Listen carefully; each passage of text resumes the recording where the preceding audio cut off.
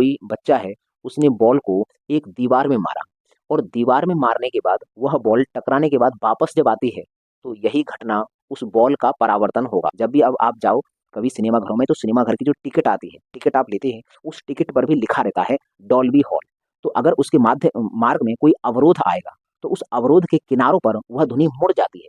तो दिन के समय में ध्वनि ऊपर की तरफ भागती है और रात्रि के समय में ध्वनि नीचे की तरफ भागती है। इसकी खुद की अपनी एक फ्रीक्वेंसी होगी। अगर मैं बाहर इसकी जितनी फ्रीक्वेंसी है, इतनी ही फ्रीक्वेंसी किसी स्रोत से उत्पन्न करूं और इसके ऊपर आरोपित कर दूं, तो इस मार्कर की फ्रीक्वेंसी बढ़ जाएगी कि जो गाड़ी आती है वो सघन घनत्व वाली, या हम बोल सकते हैं कि सर सघन घनत्व वाली वाइब्रेशंस उत्पन्न करती है, और जो जाती है वहां विरल ध्वनि तरंगे होती हैं। Hi everyone, let's crack one day exams Hindi में। मैं प्रदीप आपका स्वागत करता हूं। Welcome to the study 24.7। दोस्तों, भौतिक विज्ञान की जो अपनी सीरीज चल रही थी, उस सीरीज का आज ये 60वां लेक्चर है। इससे पहले हमारे 59 लेक्चर कंप्लीट हो चुके हैं। इससे पहले वाला जो लेक्चर था, उस लेक्चर में हमने ध्वनि के गुणों को डिस्कस किया था कि प्रबलता क्या होती है, तारत्व क्या होता है, या फिर ध्वनि की तीव्रता क्या होती है, या फिर हमने बताया था कि ध्वनि मोटी और पतली कैसे होती है। मतलब ध्वनि के जो गुण थे, हमने उनको डिटेल में पिछली क्लास में डिस्कस किया था। आप लोगों से एक रिक्वेस्ट है कि यदि आपने इससे पहले वाली क्लास नहीं देखी है, तो उस क्लास को आप पहले देख लें, क्योंकि अगर वो क्लास आप देख लेंगे तो हमें ये वाली क्लास बेहतर ढंग से समझ में आएगी। तो मैं उम्मीद करता हूँ आप लोगों ने वो क्लासेस देख ली होंगी, तभी इस क्लास को देखने आए होंगे। तो चलिए हम आज की क्लास स्टार्ट करते हैं। इसमें क्या है, ये यूनिट नंबर जो 6 है वो आज की क्लास में पूरी तरह से खत्म हो जाएगी। ये यूनिट नंबर 6 का आज ये अंतिम क्लास है। तो चलो हम स्टार्ट करते हैं। यहाँ पर लिखा है ध्वनि तरंगों का परावर्तन। हम इसमें डिस्कस करने वाले हैं कि सर ध्वनि तरंगों में जो परावर्तन होता है वो क्या होता है। जैसे परावर्तन का मतलब होता है, अगर कोई वस्तु है, अगर किसी सतह से टकराकर वह वापस आ जाती है, तो ये कहलाता है उस वस्तु का परावर्तन। जैसे मान लो कोई बच्चा है, उसने बॉल को एक दीवार में मारा और दीवार में मारने के बाद वह बॉल टकराने के बाद वापस जब आती है, तो यही घटना उस बॉल का परावर्तन होगा। तो परावर्तन का मतलब होता है किसी चीज का किसी सतह से टकराकर वापस लौटना। अब हम यहाँ पढ़ने वाले हैं कि सर ध्वनि तरंगों का परावर्तन। तो ध्वनि तरंगों का परावर्तन क्या होता है, जब ध्वनि किसी सतह से टकराकर वापस लौट आती है, तो यह घटना ध्वनि का परावर्तन कहलाती है। जैसा कि यहाँ लिखा है, ध्वनि का किसी सतह से टकराकर पुनः वापस लौटने की क्रिया ध्वनि का परावर्तन कहलाती है। ये एक डायग्राम है। इस डायग्राम में ये एक व्यक्ति खड़ा हुआ है। अब हमने यहाँ पर ये एक स्रोत बनाया है जो साउंड को प्रोड्यूस कर रहा है, और यहाँ पर दो तरंगे हमने दिखाई हैं। ये ध्वनि की दो तरंगे आ रही हैं, जिसमें से एक जो तरंग है वो तो सीधी सीधी आ रही है इसके कानों तक, और एक तरंग यहाँ से सतह से टकराने के बाद ये वापस आ रही है। तो हमने यहाँ पर दो प्रकार की तरंगे बनाई हैं। अब इन दोनों तरंगों में ये जो सीधी तरंग आ रही है, ये सीधी जो ध्वनि की तरंग आ रही है, इसको तो हम बोलते हैं ड्राई साउंड। इसको बोलते हैं ड्राई साउंड। जो ध्वनि किसी स्रोत से उत्पन्न होकर सीधे हमारे कानों पर आती है, उसको हम ड्राई साउंड कहते हैं। और जो ध्वनि किसी सतह से टकराने के बाद अगर हमारे कानों तक आती है, तो फिर ये जो होता है, ये वो वाली ध्वनि कहलाती है इको। मतलब ये जो ध्वनि है, यहाँ से आई, पहले इस सतह से टकराई, और इस सतह से टकराने के बाद ये यहाँ पर वापस जा रही है कानों तक। तो यहाँ पर जब ये ध्वनि सुनाई देगी, तो इसका नाम हो जाएगा इको। इको को हम बोलते हैं प्रतिध्वनि। अगर हम बात करें कि सर ध्वनि के परावर्तन पर एक ऐसी घटना बताओ जो ध्वनि का जिसमें परावर्तन शामिल हो, तो वो होती है प्रतिध्वनि, इको होती है। अभी हम इको को, ये जो लिखा है प्रतिध्वनि इको, इसको हम अभी डिटेल में समझेंगे। लेकिन अभी हमने एक एग्जाम्पल समझा कि सर ध्वनि तरंगों के परावर्तन का एक उदाहरण बताओ कि आखिरकार कौन सी घटना में ध्वनि तरंगों का परावर्तन होता है। तो हम कहेंगे, अगर हमें प्रतिध्वनि सुननी है, प्रतिध्वनि या फिर हम इको सुनना चाहते हैं, तो वहां पर ध्वनि तरंगों का परावर्तन ही कराना पड़ेगा। तो हमें यहाँ से समझ में आ रहा है कि सर ये जो सीधी आती है उसको नाम ड्राई साउंड हमने दे दिया है। ये जो किरण आती है, ये जो ध्वनि की तरंग है या किरण बोल दो, ये जो आ रही है इसको बोल देंगे आपतित ध्वनि। ये जो आती है उसको बोलते हैं आपतित ध्वनि। और यहाँ टकराने के बाद ये जो जा रही है इसको बोलते हैं परावर्तित ध्वनि। अब ये जो ध्वनि का परावर्तन होता है उसमें ये आपतित ध्वनि है और ये परावर्तित ध्वनि है। ये ध्वनि जिस एंगल पर आकर टकराती है उसी एंगल पर ये आके निकल के जाती है। ये हम जानते हैं। जैसे तुमने सुना होगा प्रकाश का परावर्तन, वो सेम ध्वनि के परावर्तन जैसा ही होता है। जिस ये जो किरण आ रही है या ध्वनि की किरण हम मानते हैं, ये जो आ रही है जितने एंगल पर ये सतह से टकराएगी, मतलब या मानो ये अभिलंब है, ये इसको नॉर्मल बोलते हैं, अभिलंब से अगर ये मान लो आई एंगल पर टकराई है तो ये जब निकल के जाएगी तो इसको बोलते हैं आर एंगल। लेकिन ये आई और आर दोनों बराबर होते हैं। यहाँ होता क्या है, एंगल आई बराबर एंगल आर होता है कि जितने एंगल पर ध्वनि की तरंग आके टकराएगी सतह पर उतने ही एंगल पर ये निकल के जाएगी। तो ये तो होता है इसका ध्वनि का परावर्तन। जो सतह से टकराने के बाद हमें सुनाई देती है उसको हम इको बोलते हैं। तो ये हमें समझ में आया। अभी हम इको को यहाँ डिटेल में समझेंगे।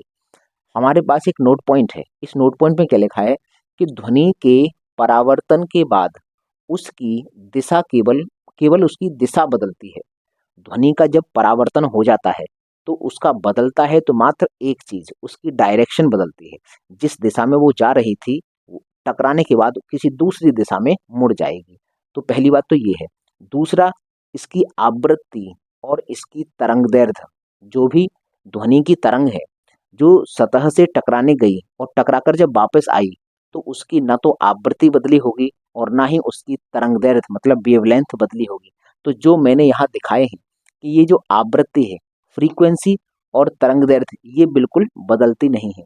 तो यहाँ से एक क्वेश्चन बनेगा कि जब ध्वनि की तरंगों में परावर्तन होता है तो बताइए निम्न में से वह कौन सी राशि है जो बदलती नहीं है। तो वो हम कहेंगे कि आवृत्ति नहीं बदलेगी और उसकी तरंगदैर्ध्य भी नहीं बदलेगी। मतलब ना तो वेवलेंथ बदलेगी और ना ही उसकी आवृत्ति बदलेगी। आवृत्ति का मतलब होता है ध्वनि अगर पतली है तो पतली सुनाई देगी और मोटी है तो मोटी सुनाई देगी। क्योंकि आवृत्ति से हम ध्वनि का पतला और मोटा कंट्रोल करते हैं। ये हमने इससे पहले वाली क्लास में बहुत ही डिटेल में समझाया था। तो हमें पता है कि सर ध्वनि अगर पतली है तो टकराने के बाद भी वो पतली ही सुनाई देगी और अगर मोटी है तो मोटी ही सुनाई देगी। ये आवृत्ति का ही असर है। इस आवृत्ति के समान रहने के कारण ही ऐसा होता है। तो हमें ये समझ में आ गया। अगला है सर तरंग दैर्ध्य। ये वेव लेंथ भी इसकी नहीं बदलती है। तो ये भी हमें समझ में आ गया। अगले लाइन है इसमें, लेकिन ध्वनि की तीव्रता, इंटेंसिटी ऑफ साउंड। ध्वनि की तीव्रता का मतलब होता है कि कितनी तीव्रता की ध्वनि यहाँ आ रही है। हमारे कानों को अगर ज़्यादा तीव्रता की ध्वनि है तो हमारे कानों पर वो ज़्यादा असर डालती है और हमें वो बेकार लग सकती है, हमें वो शोर महसूस हो सकती है। लेकिन अगर कम तीव्रता की है, थोड़ी सी एक मध्यम तीव्रता की ध्वनि है तो वह हमारे कान को सुरीली लगती है और अच्छी लगती है। तो ध्वनि की जो तीव्रता है वह डिपेंड करती है जिस सतह से वो टकराई है उस सतह की प्रकृति पर, कि उस सतह की प्रकृति कैसी है। मतलब अगर टकराने वाली सतह बहुत ज़्यादा चिकनी है तो उसकी तीव्रता हाई होगी। उसकी तीव्रता जितनी होगी उससे भी हाई हो सकती है। मतलब जो परावर्तित ध्वनि है परावर्तित ध्वनि है उसकी तीव्रता बढ़ भी सकती है और उसकी तीव्रता घट भी सकती है। ये डिपेंड करती है जिस सतह से वो टकरा रही है उस पर। अगर वो बहुत ज़्यादा स्मूथ है, बहुत चिकनी है, तो उसकी तीव्रता को वो बढ़ा भी सकती है। और अगर वह ध्वनि बहुत वो सतह खुरदरी है तो उसकी तीव्रता को घटा सकती है। दूसरा, हम यहाँ से एक एग्जाम्पल समझ सकते हैं कि जैसे सिनेमा घर देखे होंगे। अगर कोई व्यक्ति सिनेमा घर में जाता है तो सिनेमा घर के बाहर एक बड़ा सा बोर्ड होता है और उस बोर्ड पर लिखा होता है डॉल्बी हॉल। इस डॉल्बी हॉल का मतलब क्या होता है? डॉल्बी हॉल का मतलब होता है कि जो सिनेमा घर की जो दीवारें हैं वे खुरदरी बनाई गई हैं। क्योंकि अगर वे खुरदरी न बनाई जाती, अगर इसकी जगह चिकनी बनाई जाती तो वहां पर ध्वनि का परावर्तन बहुत ज्यादा मात्रा में होता। तो जो भी स्क्रीन पर डायलॉग बोला जा रहा होता वह ओवरलैप करता और जितने भी वहाँ देखने वाले दर्शक बैठे होते उन्हें न तो वो स्पष्ट सुनाई देता और ना ही किसी डायलॉग की एग्जैक्ट वह जानकारी कर पाते। कि होता क्या है कि अगर मान लीजिए बहुत ज़्यादा चिकनी सतह बना देंगे हॉल की दीवार की, तो होता क्या है बार बार ध्वनि टकरा कर हमें बार बार सुनाई देगी, तो एक तरह की गूंज उत्पन्न होगी। तो उस गूंज के कारण हमें स्पष्ट ध्वनि सुनाई नहीं देगी। इसीलिए वो जो हॉल की जो दीवारें होती हैं उनको खुरदरा बनाया जाता है। इसीलिए उनको ऐसे हॉल को क्या बोलते हैं, ऐसे हॉल को बोला बोला जाता है डॉल्बी हॉल। मतलब जिस हॉल की जो दीवारें हैं वह खुरदरी बनाई गई हैं ताकि ध्वनि इनसे टकराकर वापस ना आए, तब ऐसे हॉलों को डॉल्बी हॉल कहा जाता है। जब भी अब आप जाओ कभी सिनेमा घरों में, तो सिनेमा घर की जो टिकट आती है, टिकट आप लेते हैं, उस टिकट पर भी लिखा रहता है डॉल्बी हॉल। तो आज इसका मतलब समझ में आया होगा कि सर डॉल्बी हॉल का मतलब क्या है। एक ऐसा हॉल जहां आवाज गूंजेगी नहीं, हमें जो भी डायलॉग होगा एकदम स्पष्ट समझ में आएगा। ये होता है इसका मतलब।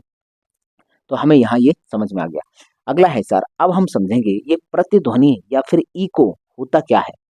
ये होता क्या है कि जब कोई ध्वनि किसी सतह से टकराकर हमें सुनाई देती है, तो जब हमें किसी सतह से टकराने के बाद अगर सुनाई दे रही है तो इसी को बोलते हैं इको। जैसे तुमने देखा होगा कि जब वो गांव में शादी बारात वगैरह होती है, जब बारात आती है तो उसमें जो बैंड होता है, उसमें बैंड में एक गाने गाने वाला होता है। पहले वो क्या करता है, म्यूजिक को सेट करता है, म्यूजिक को सेट करता है, हेलो माइक टेस्टिंग इस तरह से। और फिर उसमें वो कहता है थोड़ा सा इको बढ़ाओ। उसके पास एक मिक्सर मशीन होती है और उस मिक्सर मशीन में बहुत सारे बटन होते हैं। उनमें एक बटन होता है इको का, इको मतलब प्रतिध्वनि का। जब उस बटन को घुमाकर बढ़ा देता है, अगर इको बढ़ा दिया जाता है, तो होता क्या है, अगर वो एक बार कोई शब्द बोलेगा तो वह गूंजेगा। जैसे बोलेगा हेलो, एक बार उसने बोला तो उसमें आवाज गूंजेगी। अगर वो व्यक्ति केवल कहेगा एक बार हेलो, उसमें आएगा hello hello hello hello hello. इस तरह से वो कई बार गूंजेगी। यही होती है प्रतिध्वनि।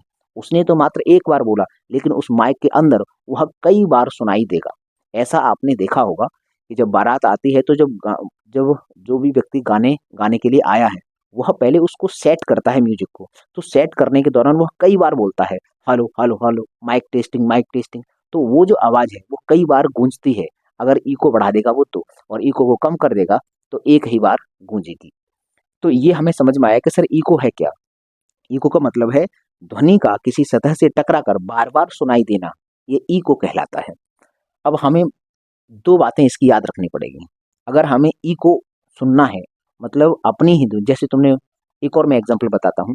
जैसे बहुत सारे ऐसे प्लेस हैं जहाँ बहुत सारे लोग दर्शक जाते हैं, अपने मतलब जोड़े के साथ जाते हैं। ऐसी जगह को लवर पॉइंट कहा जाता है। कहा जाता है कि भाई यहाँ पर खड़े होकर अगर आप अपने, जिनको भी आप प्यार करते हैं या फिर जिनको भी आप चाहते हैं, उनका अगर यहाँ पर नाम पुकारेंगे, तेज जितनी आपकी क्षमता है उतनी क्षमता से अगर हम नाम पुकारेंगे, तो वह नाम थोड़ी देर बाद हमको सुनाई देगा। अगर सुनाई देता है तो ऐसी मतलब मान्यता है कि अगर वो सुनाई दे गया आपको, तो समझो कि आप उनसे बहुत ज़्यादा प्रेम करते हैं। और अगर नहीं सुनाई देता है तो इसका मतलब आप प्रेम नहीं करते हैं। तो यहाँ पर जो जिस व्यक्ति ने भौतिक विज्ञान पढ़ा होगा और खास करके मुझसे पढ़ा होगा, तो वो आज के बाद एकदम समझ जाएगा कि अगर मुझे आवाज़ सुननी है तो मुझे कहाँ खड़ा होना पड़ेगा। क्योंकि इसकी दो शर्तें होती हैं। अगर आप ये चाहते हो कि आप भी ऐसी जगह पर जाएं और आवाज़, अगर आप चाहते हैं कि वह आवाज़ हमारी वापस लौटनी चाहिए, तो आपको इन दोनों शर्तों के बारे में जानकारी होनी चाहिए। तो चलिए हम ये समझते हैं कि आखिरकार अगर हम प्रतिध्वनि सुनना चाहते हैं, अपनी ही आवाज़ को दोबारा से कहीं लौट कर सुनना चाहते हैं, तो उसकी दो शर्तें होती हैं। सर पहली शर्त है कि दो ध्वनियों के बीच समय का अंतराल 0.1 सेकंड या 1 डेसी सेकंड का होना चाहिए। जो भी आप नाम पुकार रहे हैं उस नाम में लेटर्स तो होंगे, उन लेटर्स के बीच का जो गैप है ना, उन लेटर्स के बीच का जो गैप है वह 0.1 सेकंड का होना चाहिए। अब आप कहोगे सर हमारे मुख में कोई मशीन थोड़ी लगी है जो हम एकदम फिक्स 1 सेकंड का गैप मतलब अपने मुख से उसमें कर देंगे। तो कोई बात नहीं, ये तो हो गया एक गणितीय रूप में। अगर गणितीय फॉर्म में ये क्वेश्चन एग्जाम में पूछा गया है कई बार कि अगर हमें प्रतिध्वनि सुननी है तो दो ध्वनियों के बीच में हमें गैप कितने समय का रखना चाहिए।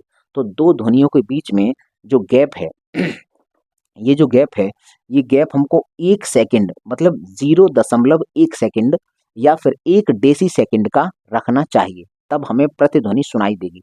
तो ये जो सवाल है, ये एक सवाल बनकर आता है। तुम्हारा ये जो लाइन है, ये लाइन मतलब वहाँ तो काम नहीं आएगी प्रैक्टिकली, लेकिन हाँ, ये तुम्हारे सवाल को एक को करवा देगी। क्योंकि ये कई बार सवाल मैंने देखा है कि अगर हमें इको सुननी है, प्रतिध्वनि सुननी है, तो दो ध्वनियों के बीच में मिनिमम कितना समय रखा जाए, समय अंतराल कितना रखा जाएगा, 0.1 सेकंड का, या फिर हम बोल देंगे कि सर 1 डेसी सेकंड का समय रखेंगे दो ध्वनियों के बीच में। पहली तो ये शर्त है। चलो ये शर्त तो हम नहीं निर्धारित अपनी वहां कर पाएंगे कि भाई हमारे मुख में कोई मशीन थोड़ी लगी है जो फिक्स समय के बाद ये अपने शब्द निकलवाएगा। तो कोई बात नहीं, ये नेचुरल है, ये हम निकाल देंगे आराम से। ये जो गैप के शब्द हैं वो हमारा मुख निकाल देगा, कोई दिक्कत नहीं। अगली जो है श्रोता और परावर्तक सतह, ये सबसे ज्यादा इंपॉर्टेंट है। अगर इसकी जानकारी होगी तो आप प्रतिध्वनि सुन लोगे। ये कह रहा है श्रोता और परावर्तक सतह। ये तो हो गया श्रोता, ये खड़ा है श्रोता। और ये जो है ये वाली सतह जहां से ये ध्वनि टकराकर वापस आएगी, उस सतह को बोलते हैं परावर्तक सतह। तो हमें लिख देते हैं ये है परावर्तक सतह। ये परावर्तक सतह है ये वाली। तो श्रोता और परावर्तक सतह के जो बीच की दूरी है, इसकी जो बीच की दूरी है, इसको लगभग 17 मीटर हम जानते हैं। यहां पर लिखते हैं लगभग 17 मीटर। अगर हम प्रतिध्वनि सुनना चाहते हैं तो, और बेस्ट प्रतिध्वनि सुनना चाहते हैं, एकदम अच्छी तरह से हमें स्पष्ट सुनाई दे, तो हमारा परावर्तक जो सतह है वहां से हमें लगभग 17 मीटर की दूरी पर खड़ा होना पड़ेगा, तब हमें इस प्रतिध्वनि को आराम से हम सुन सकते हैं।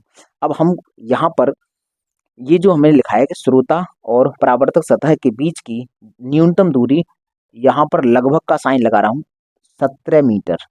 ये 17 मीटर होनी चाहिए। अब आप कहोगे सर लगभग का साइन क्यों लगाया है, तो हम इस चीज को प्रूफ करके दिखाते हैं 1 मिनट में। यहाँ पर जैसे मान लीजिए कि यहाँ से लेके यहाँ तक की डी डिस्टेंस है, तो जो भी ये व्यक्ति है, ये व्यक्ति पहले कोई नाम पुकारेगा, तो वह जो ध्वनि उत्पन्न करेगा वह ध्वनि यहाँ से यहाँ तक जाएगी, तो ये डी डिस्टेंस कवर कर लेगी। फिर यहाँ से टकराने के बाद जब ध्वनि वापस आएगी तो ये फिर डी डिस्टेंस कवर कर लेगी। इसका मतलब इसको प्रतिध्वनि अगर सुननी है तो जो साउंड प्रोड्यूस की है उसको डी प्लस डी मतलब 2D डिस्टेंस कवर करनी होगी। और हमें मालूम है कि सर दूरी का फॉर्मूला क्या होता है, दूरी बराबर चाल गुणा समय, चाल गुणा समय, ये हम जानते हैं। दूरी बराबर चाल गुणा समय होता है। अब हम जानते हैं कि सर दूरी जो है ना, यहाँ से लेकर यहाँ तक की और यहाँ से लेकर यहाँ तक की टोटल दूरी आएगी। टोटल दूरी तो सर डी और डी ये हो जाएगी 2D। तो हम यहाँ रखते हैं कि सर डी दूरी तो यहाँ 2D है। एक बार बताओ चाल। अब चाल हम जो बताई थी आपको, चाल ध्वनि की चाल, वह मैंने 3 बताई थी। 0 डिग्री सेंटीग्रेड पर 331 होती है, 20 डिग्री पर 344 मीटर पर सेकंड होती है, और 25 डिग्री सेंटीग्रेड टेम्परेचर पर 346 होती है। तो हम एक बार 331 रख के देखते हैं और एक बार 346, तो मिनिमम और मैक्सिमम दो रखकर चेक करते हैं। तो अगर हम एक बार रखेंगे 331 और गुणा समय, प्रतिध्वनि सुननी है तो समय कितना रखना चाहिए, समय है यही वाला 0.1 सेकंड। तो हम यहाँ रख देंगे 0.1, ये सेकंड हो गया। ये किसकी वैल्यू है, ये है 2D की वैल्यू। अगर हमें D की वैल्यू चाहते हैं तो सर यहाँ भाग लगाना होगा। तो अगर हम D की वैल्यू चाहते हैं तो 2 का भाग लगाएंगे, 2 एकम 2, यहाँ बचा 1, तो 13 होगा, 6 दूनी 12, फिर 1 बचा होगा, 2 पंजे 10 और 2 पंजे 10, ये आ चुका है। ये मतलब यहाँ नहीं, ये पॉइंट क्या है, ये वाला जो पॉइंट है ना, ये वाला भी पॉइंट मैंने यहाँ लगा दिया है। ये वाला पॉइंट मैंने कर लिया यहीं पर। वैसे तो ये आएगा 165.5, लेकिन ये वाला भी पॉइंट है तो ये यहाँ आ जाएगा। तो ये हुआ हमारा 16.55, या हम इसको 16 अगर ये वाला 5 हटाना चाहते हैं तो ये जो चीज़ है वो हो जाएगी 16.6 मीटर पर सेकंड। तो ये तो आया 331 से। अगर हम यहीं पर अगर हम यहीं पर डी के स्थान, ये 2D है, और हम ये 331 ना लें, हम यहाँ पर 346 लें, तो कितना आएगा? 346 गुणा 0.1। ये समय तो 0.1 सेकंड ही रखना है, तभी तो हम प्रतिध्वनि सुन पाएंगे। तो यहाँ से डी की वैल्यू निकालेंगे तो डी बराबर 2 का भाग लगेगा, 2 एकम 2, 2 7 14 और 2 तिया 6, इतना आ गया। और ये पॉइंट वाली एक संख्या है तो पॉइंट यहाँ लगा देगा, तो ये आ गया लगभग 17.3 मीटर पर सेकंड। तो हमें पता चलेगा सर ध्वनि की जो चाल है अगर हवा में देखी जाए, तो मैंने 3 टेम्परेचर पर ध्वनि की चाल बताई थी। मैंने कहा था 0 डिग्री पर 331 होती है, 20 डिग्री पर 344 मीटर पर सेकंड होती है, और 25 डिग्री पर 346 होती है। तो हमने 0 और 25 पर देख लिया कि देखो 20 से 25 डिग्री का जो टेम्परेचर होता है, इसी को रूम टेम्परेचर कहा जाता है। कहता है इसी को कमरे का ताप कहा जाता है। तो हमें यहाँ से समझ में आ गया सर, अब ये जो है कि श्रोता और परावर्तक सतह के बीच की दूरी मैंने ये लगभग में लिखाई है 17। अब ये जो डिस्टेंस है ये अलग अलग किताबों में अलग अलग मिलती है। जैसे अगर कोई व्यक्ति 331 रख कर काम करेगा तो 16.6, तो कई किताबों में कहा जाता है कि श्रोता और परावर्तक सतह के बीच की जो डिस्टेंस रखनी है, हमें न्यूनतम डिस्टेंस, इससे अधिक रख लेंगे तब भी हमें सुनाई देगा, लेकिन थोड़ा उसमें टाइम लग सकता है। लेकिन हमें स्पष्ट और बढ़िया और अच्छी सुननी है तो ये वाली डिस्टेंस रखनी पड़ेगी। तो किसी किसी किताब में तो 16.6 लिखी है, इसका मतलब उसने यहाँ पर 331 मतलब 0 डिग्री सेंटीग्रेड पर उसने निकाली है। और अगर किसी किसी किताब में 17.3 मिलती है, किसी किसी किताब में 17.2 मिलती है, और कहीं कहीं 17 भी मिलती है।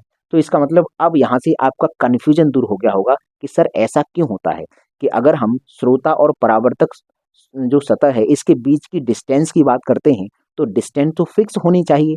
तो फिक्स ये इसलिए नहीं है, ये जो डिस्टेंस है वो अलग अलग किताबों में अलग अलग मिलती है, लेकिन हम लगभग हम याद करके चलेंगे ये 17 मीटर आता है। अब वह एग्जाम के पॉइंट ऑफ व्यू से देखो, ऐसा कभी हो नहीं सकता कि एक ऑप्शन में ये 17 आ जाए, एक ऑप्शन में ये आ जाए और एक ऑप्शन में ये आ जाए, या फिर एक ऑप्शन में इनके बीच में कोई संख्या आ जाए। ऐसा नहीं होगा। होगा अगर ये पूछेगा इनके बीच की डिस्टेंस, तो ये एक आंसर देगा 17 और फिर बाकी के 3 देगा काफी दूर दूर, या फिर एक उत्तर देगा इनके कहीं बीच में और फिर बाकी के 3 उत्तर देगा काफी दूर दूर। तो वहां से हमें स्पष्ट समझ में आ जाएगा कि इसकी क्या हम उत्तर निकाल सकते हैं। तो यहाँ से अब क्लियर हुआ होगा कि सर इसको मैंने लगभग क्यों लिखा है, क्योंकि ये एक रेंज में है, यहाँ से लेकर यहाँ तक ये कुछ भी हो सकता है। तो लगभग में हमने बता दिया है कि ये लगभग 17 मीटर के बराबर होता है अगर हमें प्रतिध्वनि स्पष्ट प्रतिध्वनि सुननी है तो ऐसे ही सवाल बन के आएगा, अगर कोई व्यक्ति स्पष्ट प्रतिध्वनि सुनना चाहता है तो बताइए श्रोता और परावर्तक सतह के बीच में न्यूनतम कितनी दूरी रखनी चाहिए? तो लगभग 17 मीटर रखनी चाहिए। तो अब हमें ये समझ में आ गया। अब हम बात कर लेते हैं इनकी। यह है ध्वनि का विवर्तन, डिफ्रेक्शन ऑफ साउंड। ये देखो विवर्तन क्या होता है, जैसे ही ध्वनि, जैसे प्रकाश की किरण गुजर रही थी कहीं से, तो वह किसी अवरोध के किनारों पर मुड़ रही थी। तो सेम उसी प्रकार से ध्वनि का विवर्तन क्या होता है कि अगर ध्वनि किसी स्रोत से उत्पन्न हो रही है, तो अगर उसके मार्ग में कोई अवरोध आएगा तो उस अवरोध के किनारों पर वह ध्वनि मुड़ जाती है, वह जो साउंड है वह मुड़ जाती है। इसी को ध्वनि का विवर्तन कहते हैं। जैसे हम उदाहरण के तौर पर एक और एग्जांपल बताते हैं। जैसे अगर मान लो हम इस कमरे में खड़े हैं और आपसे बातें कर रहे हैं, अगर हमने कमरे का दरवाजा खोल दिया, जैसे ये पूरा कमरा मान लीजिए एयर टाइट है, बिल्कुल भी आवाज बाहर नहीं जाती है, लेकिन हमने दरवाजा खोल दिया तो जो हम साउंड प्रोड्यूस कर रहे हैं उसकी किरणें यहाँ दरवाजे तक जाएंगी, और दरवाजे में अगर थोड़ी सी भी जगह मिली तो वहां से निकलने का प्रयास करेंगे, लेकिन निकलने के दौरान जहाँ किनारे होंगे उन पर मुड़ेगी, तो इस तरह से मुड़कर बाहर की तरफ चली जाएगी। तो जो बाहर व्यक्ति खड़ा होगा वो व्यक्ति हमारी बात को स्पष्ट सुन सकता है यदि हम गेट को खोल देंगे तो, क्योंकि भाई जहां से खोला है वहां से किरण मुड़ जाएगी और बाहर की तरफ जा सकती है, जो भी ध्वनि की तरंग हमने उत्पन्न की है। लेकिन अगर हम बिल्कुल बंद कर देंगे तो आगे ध्वनि जा नहीं पाएगी, तो बगल वाला व्यक्ति नहीं सुन पाएगा। यही कारण होता है कि तुमने देखा होगा कि अगर हम किसी कमरे में बैठे हैं और बातें कर रहे हैं, अगर कमरे का गेट खुला रह जाता है तो बगल वाले कमरे में बैठा हुआ व्यक्ति भी हमारी बातों को सुन सकता है। ऐसा होता है, ये सब विवर्तन के कारण है। तो मैंने यहाँ पर लिख दिया है कि जब ध्वनि के रास्ते में कोई अवरोध आता है तो अवरोध के किनारों पर ध्वनि तरंग का मुड़ना ही ध्वनि का विवर्तन कहलाता है। ये एक मान लीजिए ध्वनि का कोई स्रोत है, इसने उत्पन्न किया और यहाँ से ध्वनि आई, ये बीच में अवरोध था, तो इस किनारे पर ये इधर मुड़ गई, ये इधर मुड़ गई। आगे अगर कोई अवरोध है तो फिर और मुड़ जाएगी, तो इस तरह से ये मुड़ जाती है।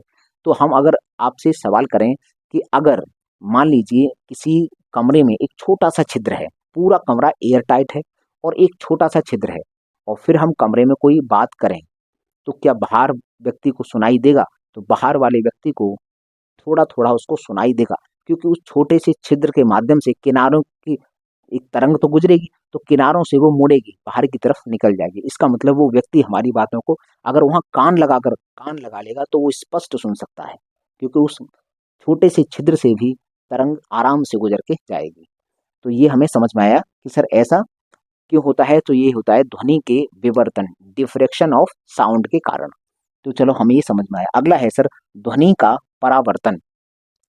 देखो ध्वनि का यहाँ परावर्तन नहीं आना चाहिए, यहाँ अपवर्तन आना चाहिए। वैसे ये गलत लिखा है, ध्वनि का यहाँ होगा अपवर्तन, यहाँ पर अपवर्तन होना चाहिए, अपवर्तन, क्योंकि परावर्तन तो ये हो गया, इसीलिए यहाँ रिफ्रैक्शन होता है। ये रिफ्रैक्शन है और ये रिफ्लेक्शन है, थोड़ा सा अंतर है, बस यहाँ आर है, ये जो है ना यहाँ आर होती है और यहाँ जो है यहाँ एल होती है। परावर्तन में रिफ्लेक्शन एल होती है और ये अपवर्तन में रिफ्रैक्शन मतलब आर होती है। तो अब हम यहाँ ये बात समझेंगे कि सर ये होता क्या है। सर ध्वनि का अपवर्तन है क्या?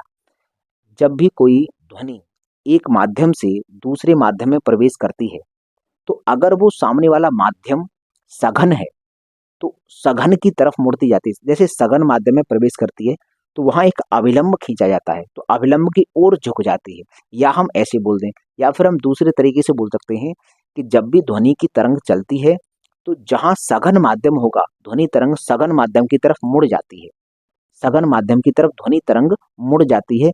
ऐसी होती है ध्वनि का अपवर्तन। ये ध्वनि के अपवर्तन का एक उदाहरण है कि जैसे मान लीजिए एक मैं एग्जांपल आपको बताता हूँ, उससे हम और समझेंगे कि सर ध्वनि का अपवर्तन होता क्या है। जब जैसे मान लीजिए गर्मी के दिनों में क्या होता है, गर्मी के दिनों में जमीन गर्म हो जाती है। जब जमीन गर्म हो जाती है तो नीचे की जो वायु है वह उठकर ऊपर चली जाती है और नीचे एक विरल माध्यम बन जाता है, विरल माध्यम बन जाता है और ऊपर हो जाता है सघन माध्यम। तो जब गर्मी के दिनों में हम कोई भी बात बोलते हैं या कोई भी ध्वनि उत्पन्न करते हैं, या हम किसी दूर खड़े व्यक्ति को बुलाना चाहते हैं, तो हमें यहाँ ध्वनि उत्पन्न करनी पड़ेगी। तो गर्मी के दिनों में जब हम ध्वनि उत्पन्न करते हैं तो नीचे विरल माध्यम है, ऊपर सघन माध्यम है, तो हमारी जो ध्वनि है देखो इसकी तरह, ये हमने चित्र दिखाया है कि अगर कोई व्यक्ति बोलेगा तो इसकी जो बोलने की जो साउंड होगी वह ऊपर की तरफ चलती जाएगी, ऊपर की तरफ। क्यों? क्योंकि ऊपर सघन माध्यम है, नीचे विरल है, और हमने कहा है कि ध्वनि किधर भागती है, सघन माध्यम की तरफ भागती है। यही कारण है कि अगर दिन के समय में हम कुछ बात बोलेंगे तो वह ज्यादा दूर तक नहीं भेज सकते, लेकिन रात्रि के समय में जमीन ठंडी हो जाती है, नीचे सघन माध्यम हो जाता है, ऊपर विरल माध्यम हो जाता है, तो फिर ध्वनि नीचे की तरफ आराम से आती है। यही कारण है कि सर्दियों के दिनों में, या फिर हम बात करें रात में, रात्रि में दिन की अपेक्षा कोई भी बात बोलेंगे तो ज्यादा दूर तक सुनाई देती है। रात में अगर हम कोई भी बात बोलेंगे या चिल्लाएंगे तो वह जो हमारी आवाज है वह बहुत ही ज्यादा दूर तक जाएगी। ऐसा होता क्यों है? कि क्योंकि रात्रि में नीचे की जमीन ठंडी होकर नीचे सघन माध्यम बना लेती है और ऊपर थोड़ी सी गर्मी होती है, तो वहां विरल माध्यम रहता है, तो ऊपर की तरफ नहीं जाती है। तो ये हमने दो चित्र बनाए हैं कि यहाँ से ये ध्वनि उत्पन्न कर रहा है। ये मान लीजिए दिन का समय है, ये जो है ये वाला जो है डे, DAY, और ये है नाइट, NIGHT। ये रात्रि की बात है और ये दिन की बात है। तो दिन के समय में ध्वनि ऊपर की तरफ भागती है और रात्रि के समय में ध्वनि नीचे की तरफ भागती है। इसका मतलब कि दिन में हम जितनी दूरी तक कोई बात बोलकर अपनी आवाज पहुंचा सकते हैं, उससे कई गुना ज़्यादा दूरी तक हम रात्रि में बोलकर पहुँचा सकते हैं।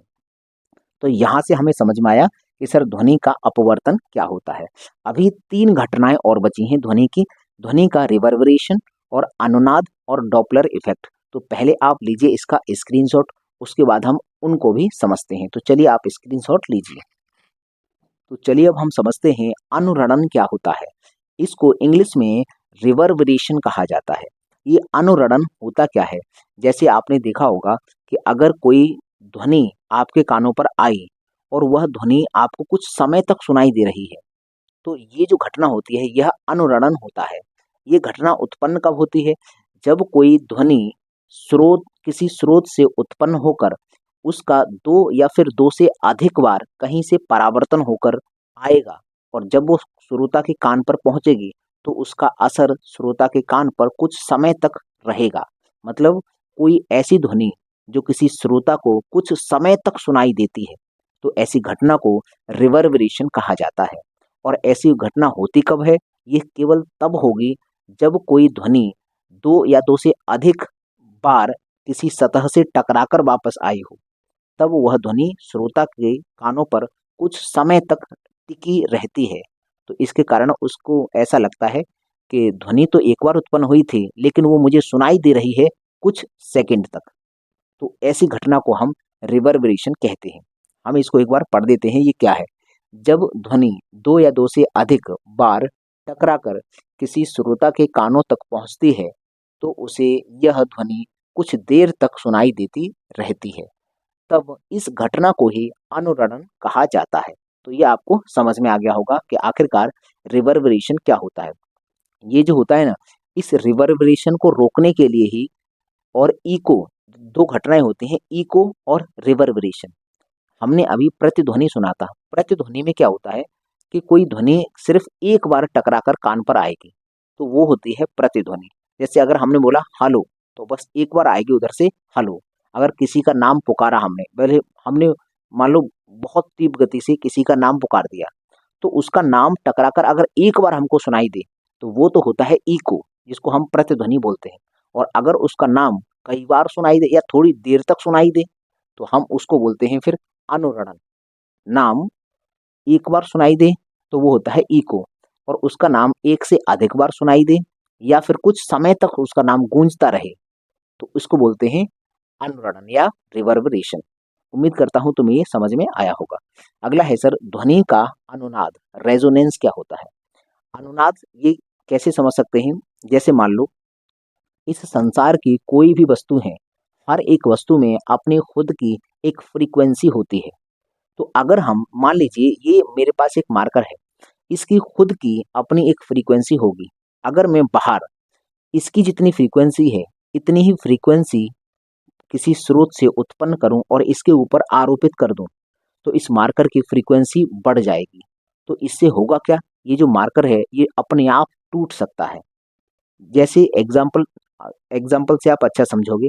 जैसे पुल है, अगर कोई पुल है तो उस पुल पर कहा जाता है कि जो सेना है, जो पैदल सेना है, वह मार्च नहीं करेगी।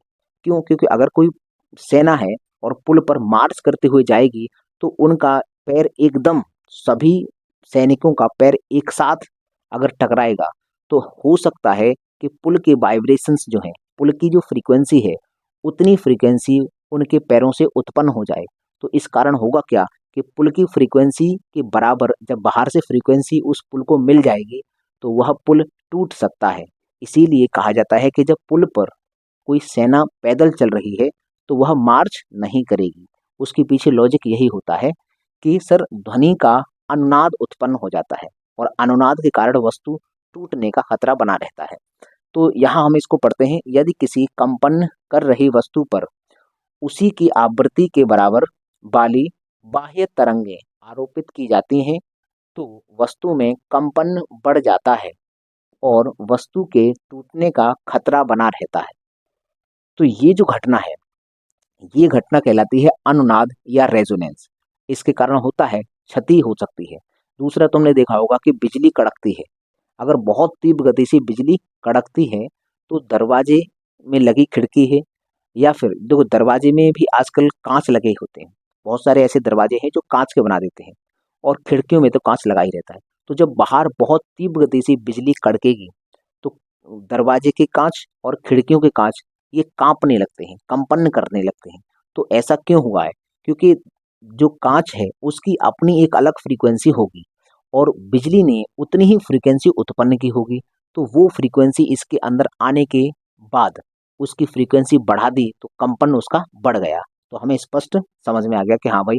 और ऐसा भी होता है, जैसे मान लो कि यहाँ हम खड़े हैं और हमसे कुछ दूरी पर जाके कुछ बहुत तीव्र कोई पटाखा चलाया जाए या कोई धमाका किया जाए, तो उस धमाके की थोड़ी सी महसूस या झंझनाहट हमको महसूस होती है। ऐसा क्यों हुआ है?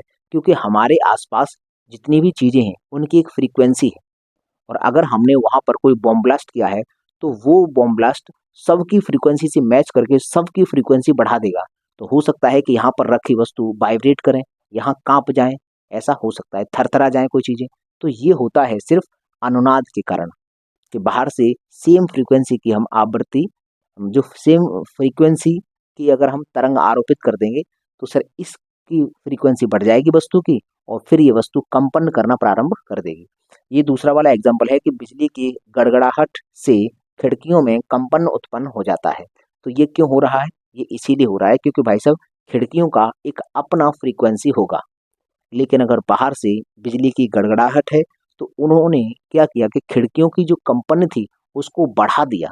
तो जब वो बढ़ जाएगा, तो फिर उनमें कंपन उत्पन्न हो जाएगा, और अगर यही कंपन थोड़ा सा ज़्यादा होगा, तो खिड़की टूट भी सकती है। तो हमें ये समझ में आया कि आखिरकार ध्वनि का ये अनुनाद है, रेजोनेंस है, वो क्या होता है। अब हम समझते हैं सर डॉपलर इफेक्ट। ध्वनि में डॉपलर प्रभाव क्या होता है? ध्वनि के अंतर्गत डॉपलर प्रभाव क्या होता है, अब हम इसको समझते हैं। जैसे मैंने यहाँ पर दो डायग्राम बताए। यहाँ पर मान लीजिए ये है कार, ये इधर आ रही है, ये गाड़ी इधर आ रही है, और फिर यहाँ से ये गुजर के चली गई। यहाँ मान लीजिए कोई व्यक्ति खड़ा है, यहाँ हम मानते हैं ये व्यक्ति खड़ा है, ये गुजरती हुई गाड़ी की आवाज को महसूस करता है। जब ये गाड़ी पास आती है, तो ये जो भी फ्रीक्वेंसी की ध्वनि उत्पन्न कर रही होगी, उस ध्वनि, क्योंकि इसकी खुद की कुछ चाल होती है, और इसने जो ध्वनि उत्पन्न की है उसकी भी खुद की कोई चाल होगी। तो एक बात बताइए, जब कोई वस्तु आगे जा रही है और उसी डायरेक्शन में हम उसको एक और चाल दे दें, तो बढ़ जाएगी चाल। तो जब चाल बढ़ जाती है, तो जो भी फ्रीक्वेंसी होती हैं, जो भी तरंगे निकल के जा रही हैं, उनकी उन तरंगों की यहाँ पर जो डेंसिटी है वो बढ़ जाती है। जब कोई कार हमारे पास में आ रही है, तो उस जो ध्वनि उत्पन्न वो कर रही है, उस ध्वनि की जो डेंसिटी होगी, उस ध्वनि की जो डेंसिटी होगी, वह आते वक्त बढ़ जाती है। जब और ये जब गुजर के जाती है, तो डेंसिटी वो कम हो जाती है। यही कारण है कि जब कोई वस्तु या फिर कोई गाड़ी है, मान लो कोई ट्रेन है या फिर कोई कार है, हॉर्न देते हुए आ रही है, तो जब दूर से हॉर्न देती हुई आती है, तो जब तक हमारे पास तक आती है, तो हमें उसकी आवाज़ बढ़ती हुई प्रतीत होती है, बढ़ रही है, बढ़ रही है, बढ़ रही है, बढ़ रही है, यहाँ पर मैक्सिमम हो गई। उसके बाद यहाँ से गाड़ी जब इधर गुजर के जाएगी, तो फिर उसकी आवाज़ घटती हुई प्रतीत होती है। ये जो घटना है, इसी घटना को बोलते हैं डॉपलर प्रभाव। ये एक वैज्ञानिक थे डॉपलर, उन्होंने इसको सबसे पहले बताया था, इसीलिए इनके नाम पर डॉपलर प्रभाव इसको नाम रखा गया। ऐसा सबने महसूस किया होगा कि कोई गाड़ी है, आवाज करते हुए आ रही है, जैसे ही जैसे वो पास आती है, तो उसकी आवाज हमें बढ़ती हुई प्रतीत होती है, और जैसे ही पास से गुजर जाती है, तो उसकी आवाज घटती हुई प्रतीत होती है। यही घटना डॉपलर प्रभाव है। यहाँ मैंने, और हाँ एक बात और, ये हाँ ये याद रखना कि जो गाड़ी आती है वो सघन घनत्व वाली, या हम बोल सकते हैं कि सर सघन घनत्व वाली वाइब्रेशंस उत्पन्न करती है, और जो जाती है वहाँ विरल ध्वनि तरंगे होती हैं। तो ये सवाल पूछा गया है कि अगर कोई गाड़ी हॉर्न बजाते हुए आ रही है, तो बताइए कि उसकी ध्वनि तरंगे किस प्रकार की होंगी? सघन होंगी, कि विरल होंगी, कि मध्यम होंगी, कि कोई परिवर्तन नहीं होगा? तो अगर आ रही है गाड़ी, तो फिर सघन ध्वनि तरंगे होती हैं। आती हुई गाड़ी की सघन ध्वनि तरंगे, और जाती हुई गाड़ी की विरल ध्वनि तरंगे होती हैं। तो हम इसको एक बार पढ़ देते हैं कि गतिमान ध्वनि स्रोत जब आता है, तो ध्वनि बढ़ती हुई प्रतीत होती है, तथा ध्वनि स्रोत दूर जाता है तो ध्वनि घटती हुई प्रतीत होती है, इसे ही डॉपलर प्रभाव कहते हैं। तो मैं उम्मीद करता हूँ कि ये डॉपलर प्रभाव क्या है और ये अनुनाद क्या है और अनुरणन क्या है, ये आपको डिटेल में समझ में आया होगा। अब यहाँ पर भौतिक विज्ञान की ये जो यूनिट नंबर 6 थी, ये पूरी तरह से समाप्त हो गई है। तो चलिए अब मुझे दीजिए इजाज़त, मैं मिलूँगा आपको अगली क्लास में, तब तक के लिए नमस्कार दोस्तों।